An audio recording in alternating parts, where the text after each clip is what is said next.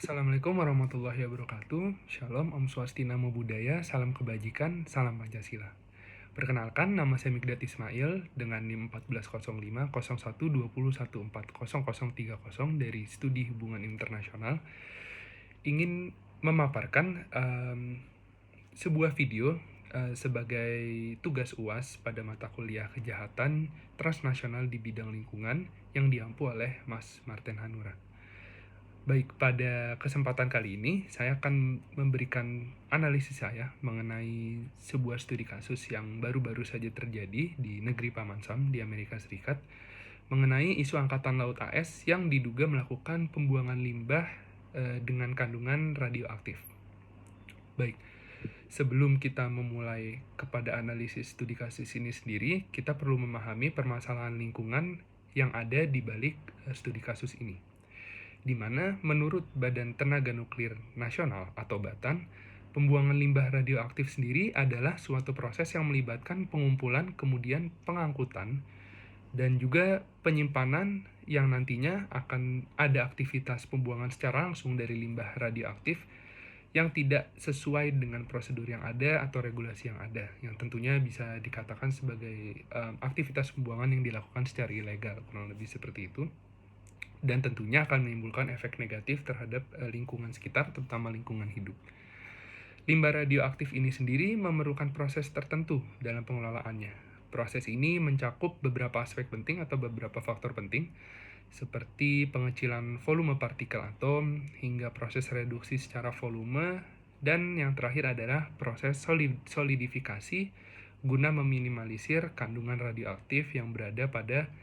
atom di limbah radioaktif yang ingin dibuang, kurang lebih seperti itu. Di negara kita sendiri, di Indonesia, pembuangan limbah radioaktif ini perlu melewati proses pelaporan kepada lembaga Badan Tenaga Nuklir Nasional atau BATN guna mendapat izin untuk pengolahan dari limbah itu sendiri agar nantinya dapat diberikan status untuk layak dibuang, kurang lebih seperti itu. Dilansir dari situs resmi BATN, pembuangan limbah radioaktif yang tidak sesuai dengan regulasi dapat melahirkan permasalahan serius bagi lingkungan, seperti paparan radiasi yang berbahaya bagi kesehatan dan makhluk hidup. Kemudian ada juga permasalahan keselamatan bagi para pekerja yang bergerak di bidang ini, kurang lebih seperti itu, di industri yang memang membutuhkan adanya proses pembuangan limbah nuklir atau pembuangan limbah radioaktif, kurang lebih seperti itu.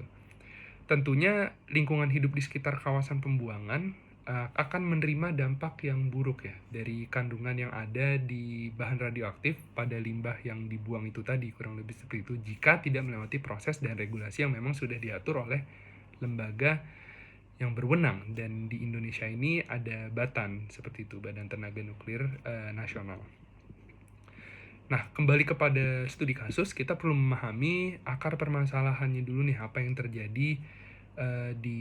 San Francisco, bahwa kejadian ini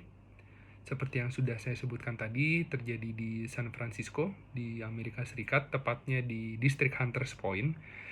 bermula akibat adanya tuduhan kepada US Navy atau Angkatan Laut Amerika Serikat mengenai upaya mereka dalam menutupi aktivitas pembuangan limbah radioaktif dengan level yang membahayakan bagi lingkungan di distrik Hunters Point, San Francisco, yang dilakukan di sebuah lahan kosong kurang lebih sekitar 40 hektar, sebuah lahan yang cukup besar karena memang pada masanya dahulu kala lahan ini digunakan sebagai galangan kapal oleh US Navy atau Angkatan Laut AS. Sebagai latar belakang selanjutnya, galangan kapal ini dulunya adalah laboratorium riset rahasia milik Angkatan Laut Amerika Serikat yang digunakan untuk menyuntik hewan dengan strontium 90 atau merupakan zat kimia aktif yang memiliki radioaktif, sehingga banyak pihak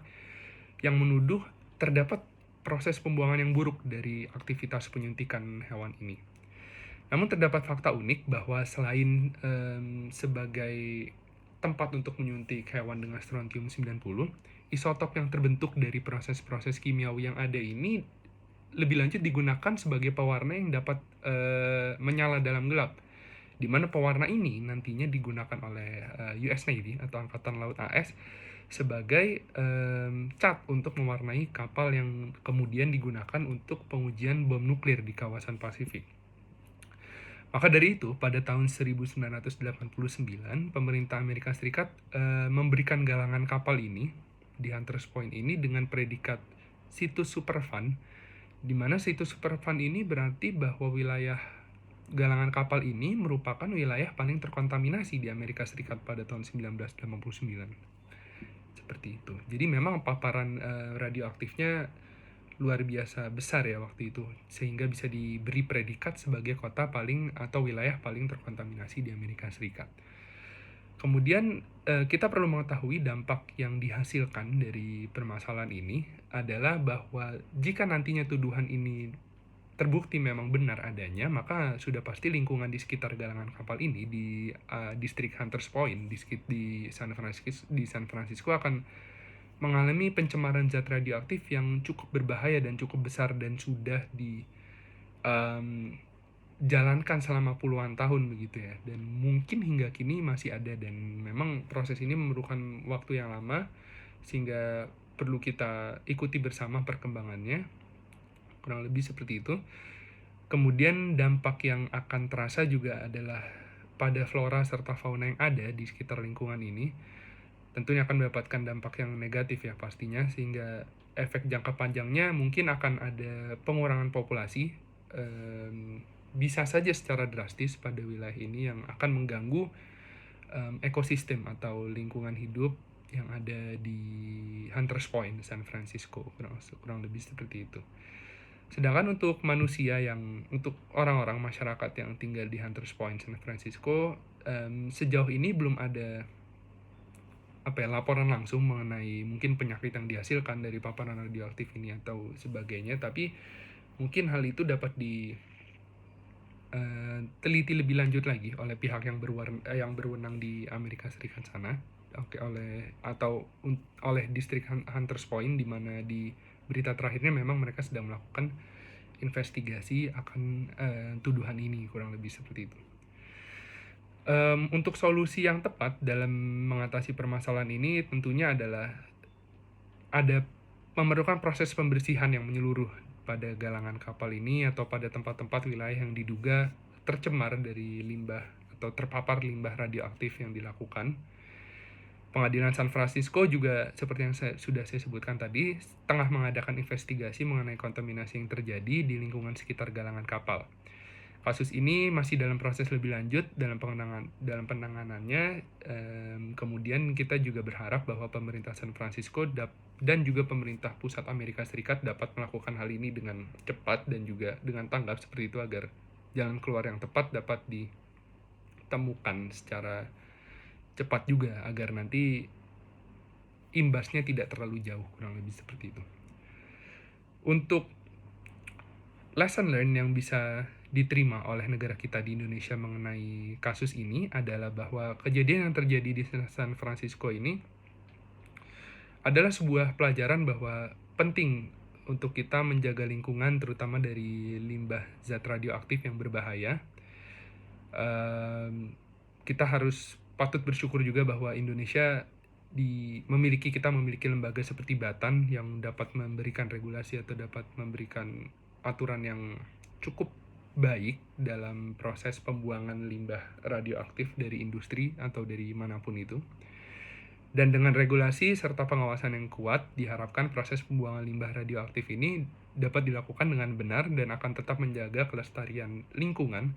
sehingga nantinya lingkungan hidup kita dapat dinikmati oleh anak cucu kita di masa depan, kurang lebih seperti itu.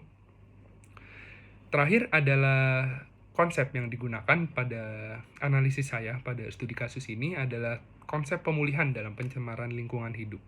Konsep ini berkaitan dengan adanya tuntutan ganti rugi yang merupakan akibat dari tindakan pencemaran yang ada, pencemaran lingkungan berupaya serangkaian proses, dan juga biaya pemulihan yang sesuai dengan prinsip strict liability dan juga polluters pay. Seperti itu. Terima kasih banyak atas perhatiannya. Wassalamualaikum warahmatullahi wabarakatuh.